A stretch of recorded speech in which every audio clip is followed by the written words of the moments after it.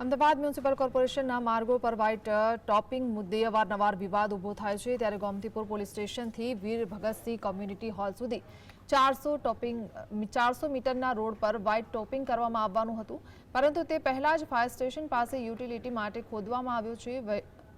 રોડની અધૂરી કામગીરી અને ખોદકામને કારણે ફાયર બ્રિગેડને અવરજવરમાં મુશ્કેલી પડી રહી છે। રોડ જ્યાં ખોદવામાં આવ્યો છે તેની પાસે જ ફાયર સ્ટેશન આવેલું છે।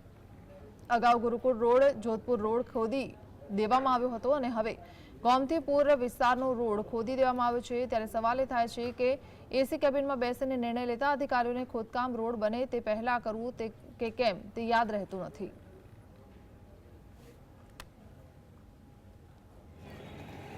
ગોમતીપુર ફાયર બ્રિગેડ પાસે જે આપણે વ્હાઇટ ટેપિંગ રોડ બનાવ્યું છે એમાં અત્યારથી ગાબડા પડી ગયા છે, આવવા જવામાં બહુ તકલીફ થાય છે અને ફાયર બ્રિગેડને તો બહુ તકલીફ થાય છે અને પાણી માટે બનાવ્યું હતું પણ પાણી તો હજુ ભરાય છે ત્યાં।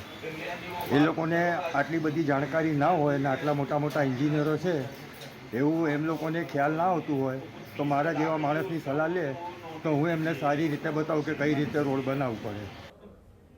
આ વ્હાઇટ ટોપિંગ જે રોડ બનાવ્યો છે હજી તો બન્યાને 10 મહિના નથી થયા। એ પહેલાં તો ગાબડા પડી ગયા છે, અમુક જગ્યાએથી રોડ ઉખડી ગયો છે અને રોડનું કામ અધૂરું છે અને વરસાદના પાણી હજી ત્યાં ભરેલા છે અને ફાયર બ્રિગેડ તો ત્યાંથી પસાર થઈ શકતી જ નથી।